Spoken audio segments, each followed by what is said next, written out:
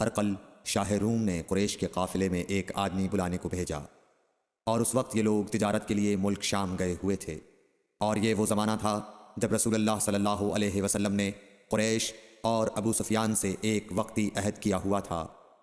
جب ابو سفیان اور دوسرے لوگ ہرقل کے پاس ایلیا پہنچے جہاں ہرقل نے دربار طلب کیا تھا، اس کے گرد روم کے بڑے بڑے لوگ، علماء، وزراء و امراء بیٹھے ہوئے تھے۔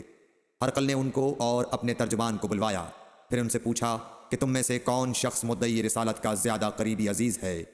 ابو سفیان کہتے ہیں کہ میں بول اٹھا کہ میں اس کا سب سے زیادہ قریبی رشتہ دار ہوں۔ یہ سن کر ہرقل نے حکم دیا کہ اس ابو سفیان کو میرے قریب لا کر بٹھاؤ اور اس کے ساتھیوں کو اس کی پیٹھ کے پیچھے بٹھا دو۔ پھر اپنے ترجمان سے کہا کہ ان لوگوں سے کہہ دو کہ میں ابو سفیان سے اس شخص یعنی محمد صلی اللہ علیہ وسلم کے حالات پوچھتا ہوں، اگر یہ مجھ سے کسی بات میں جھوٹ بول دے تو تم اس کا جھوٹ ظاہر کر دینا۔ ابو سفیان کا قول ہے کہ خدا کی قسم اگر مجھے یہ غیرت نہ آتی کہ یہ لوگ مجھ کو جھٹلائیں گے تو میں آپ صلی اللہ علیہ وسلم کی نسبت ضرور غلط گوئی سے کام لیتا۔ خیر، پہلی بات جو ہرقل نے مجھ سے پوچھی وہ یہ کہ اس شخص کا خاندان تم لوگوں میں کیسا ہے؟ میں نے کہا وہ تو بڑے اونچے عالی نسب والے ہیں۔ کہنے لگا اس سے پہلے بھی کسی نے تم لوگوں میں ایسی بات کہی تھی؟ میں نے کہا نہیں۔ کہنے لگا اچھا اس کے بڑوں میں کوئی بادشاہ ہوا ہے؟ میں نے کہا نہیں۔ پھر اس نے کہا بڑے لوگوں نے اس کی پیروی اختیار کی ہے یا کمزوروں نے؟ میں نے کہا نہیں، کمزوروں نے۔ پھر کہنے لگا اس کے تابعدار روز بڑھتے جاتے ہیں یا کوئی ساتھی پھر بھی جاتا ہے؟ میں نے کہا نہیں۔ کہنے لگا کیا اپنے اس دعوی نبوت سے پہلے کبھی کسی بھی موقع پر اس نے جھوٹ بولا ہے؟ میں نے کہا نہیں، اور اب ہماری اس سے صلح کی ایک مقررہ مدت ٹھہری ہوئی ہے، معلوم نہیں وہ اس میں کیا کرنے والا ہے۔ ابو سفیان کہتے ہیں میں اس بات کے سوا اور کوئی جھوٹ اس گفتگو میں شامل نہ کر سکا۔ ہرقل نے کہا کیا تمہاری اس سے کبھی لڑائی بھی ہوئی ہے؟ ہم نے کہا کہ ہاں۔ بولا پھر تمہاری اور اس کی جنگ کا کیا حال ہوتا ہے؟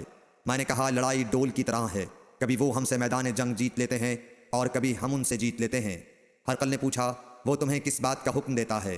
میں نے کہا وہ کہتا ہے کہ صرف ایک اللہ ہی کی عبادت کرو، اس کا کسی کو شریک نہ بناؤ، اور اپنے باپ دادا کی شرک کی باتیں چھوڑ دو، اور ہمیں نماز پڑھنے، سچ بولنے، پرہیزگاری اور صلہ رحمی کا حکم دیتا ہے۔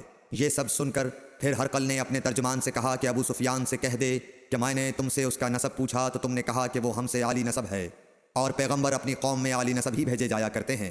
میں نے تم سے پوچھا کہ دعوی نبوت کی یہ بات تمہارے اندر اس سے پہلے کسی اور نے بھی کہی تھی تو تم نے جواب دیا کہ نہیں۔ تب میں نے اپنے دل میں کہا کہ اگر یہ بات اس سے پہلے کسی اور نے کہی ہوتی تو میں سمجھتا کہ اس شخص نے بھی اسی بات کی تقلید کی ہے جو پہلے کہی جا چکی ہے۔ میں نے تم سے پوچھا کہ اس کے بڑوں میں کوئی بادشاہ بھی گزرا ہے تو تم نے کہا کہ نہیں۔ تو میں نے دل میں کہا کہ ان کے بزرگوں میں سے کوئی بادشاہ ہوا ہوگا تو کہہ دوں گا کہ وہ